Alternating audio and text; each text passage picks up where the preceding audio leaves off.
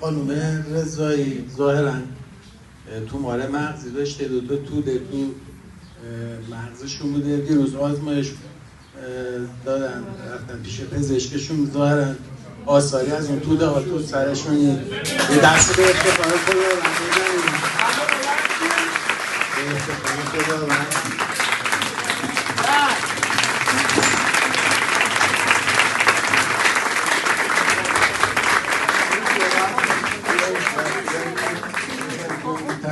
کمکش رو میشید.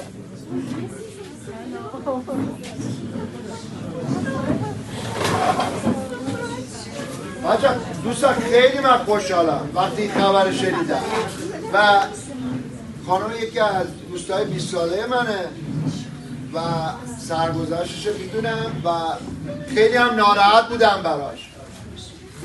حالا براتون توضیح میده چه اتفاقی افتاد. البته تومورای دکترا هم جواب کرده بودن، درسته؟ گفتن قابل عمل کردن نیستن، درسته یا نه؟ بگو ببینم چی گفتن دکترا؟ دکتر گفتن هیچ، فقط من دیگه یه داروی چیزی بده موقتی. خب صحبت کن.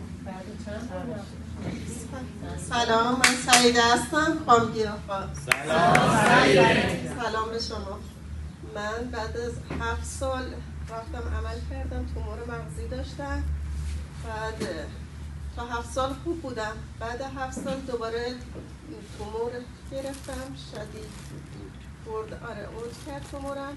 بعد رفتم بیمارستان، گفت که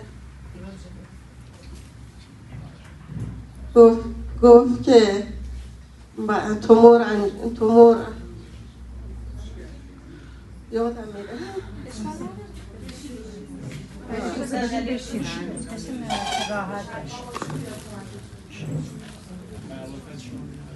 آره گفتن که تومور دارم. بعد دیگه رفتم گفتن که تومور دارم، بعد برم ام‌آرآی انجام بدم. ام‌آرآی انجام دادم، گفتن که 3 تا تومور دوباره تو سرت زده. بعد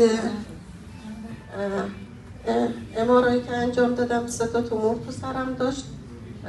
گفتن که باید قرص بخوری یا پرتو درمانی کنی، ولی دکترم بهم قرص داد، خوردم. 4 ماه هم هست که الان خام گیاهخوارم. سر 4 ماه که خام گیاهخوار شده بودم، از اول تشنجم تا الان 4 ماه شده. بعد دیگه رفتم پریروز بود، رفتم دکتر، به من گفتن که تومورت حذف شده، اصلا تومور تو سرت نیست دیگه.